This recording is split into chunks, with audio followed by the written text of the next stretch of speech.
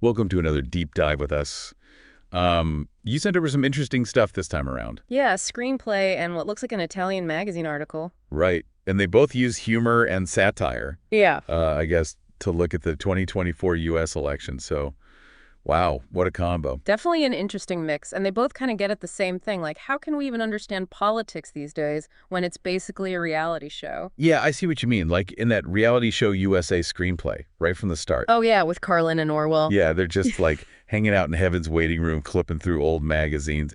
It's funny, but it's also kind of creepy. Yeah, I get that feeling. It's like these two super sharp, like social critics, right? Stuck in this totally boring situation. And then God shows up in a Hawaiian shirt. It's like the writer's trying to show us how ridiculous everything's gotten. Yeah, you don't expect that, right? Yeah. And then, well, it's Carlin, so of course he just lays into God. Like, what the heck is going on with this election? And God's answer is just, it's reality TV. Wow, yeah. That line is something else. It's like we're so used to the craziness that even God's just like, whatever, it's just TV. Totally. Like, there's this feeling of, I don't know, helplessness. Like, we can't do anything. We're just stuck on this wild ride. Speaking of wild rides, that Italian article, it calls Trump what was it, a situationist? Oh, right.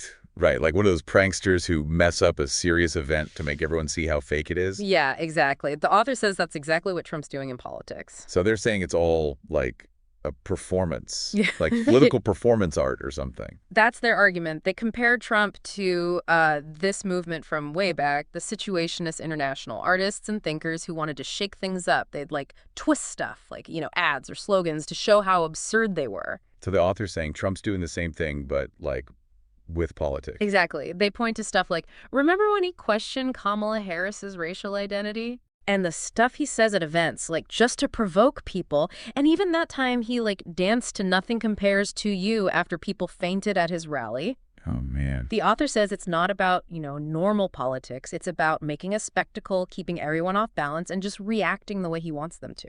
There's that part in the article where they talk about Trump saying something, I guess, offensive in Detroit. Yeah, the weird comment. Right, that one. Mm. They don't say what it was, Yeah. but they focus on how people reacted, getting mad and talking about it, which is what the author says Trump wants. Like he's putting on an act or something, and the crazier he acts, the more people pay attention. You mean like it's not really about policies or, actually running the country, but just controlling the story with all this crazy stuff? Right, that's what they're saying. And it makes me think of that screenplay again. Oh, yeah. Yeah, like when Carlin confronts God, right? Both these sources, it's like they're saying politics and entertainment are the same thing now. Kind of scary thought, huh?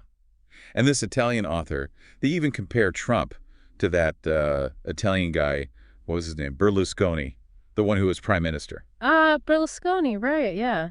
Interesting comparison. I was wondering how an Italian politician fits in with, all this American politics stuff. Well, the author's point is Berlusconi was kind of like a prototype for guys like Trump. They both used media and all that spectacle stuff, to their advantage. Yeah, he was like that flashy personality, always in the news. Right, and people criticized him because, well, his business stuff and his political stuff, it all got mixed up. Right, always pushing the boundaries. And what's really interesting is the author says these guys, they're not really driven by, the usual left versus right stuff. It's more about using all this chaos and spectacle to just grab power and hold on to it. It's not really about like what they believe in. It's just about the show. That's what it seems like. And get this, they tie it back to those situationists, saying they were trying to critique capitalism, right?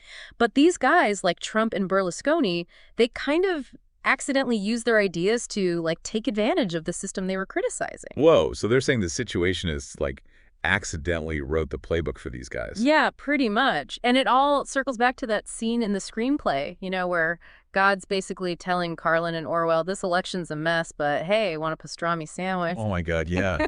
That was so weird. What do you think they were trying to say with that?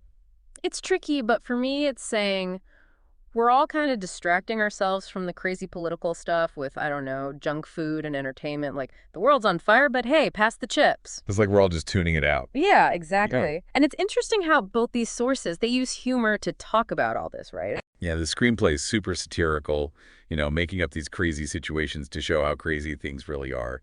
And The article, well, it's more, I guess, analytical, but it's still got this dry humor that makes you laugh. Yeah, and I think that's what makes them both so good. They make you laugh, but they also make you think, wait, this is messed up. Yeah, they're like, hey, this is all messed up, but at least we can laugh about it, right? Yee. But it's also like nervous laughter, like maybe the joke's on us.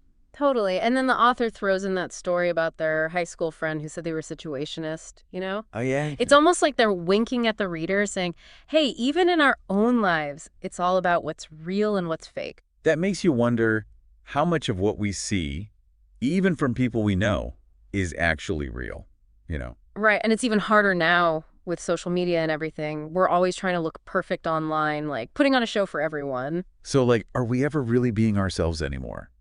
Or are we always performing? That's a tough one. It's like, are we living our lives or just starring in our own reality shows? Man, it feels like we could talk about this stuff forever, you know?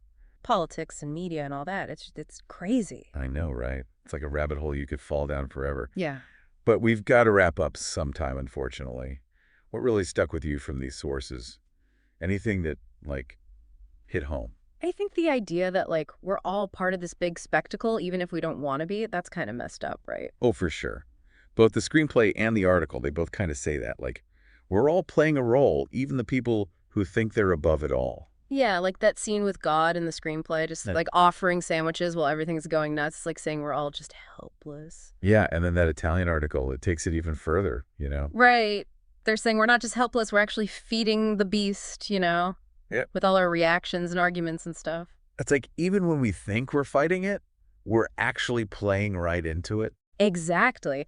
And then that story about the author's friend, the one who said they were a situationist. It's like even our personal lives, it's all become this performance. You never know what's real anymore. Right. It's all so blurry. Yeah, and with social media, forget about it. It's all about like curating your image, showing everyone how great your life is, even if it's not. So how do we, I don't know, get out of this mess? How do we stop playing the game? Honestly, I don't have all the answers. But these sources, they give us some clues, like using humor and satire. That can be a way to like shake things up, make people see things differently. It's like, making fun of the system to show how messed up it is. Yeah, and that can make people think, make them question things. So it's not just about laughing. It's about, like, taking action. Right. Using that laughter to actually do something, to change things. So maybe laughter can be like a form of resistance, I like that. It's about taking back control, saying we're not going to just sit here and be part of the spectacle.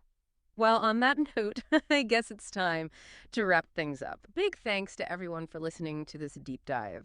We've covered some heavy stuff today, but hopefully it's given you some food for thought. And hey, maybe even a chuckle or two along the way. Keep thinking critically, keep questioning, keep laughing, and most importantly, keep diving deep.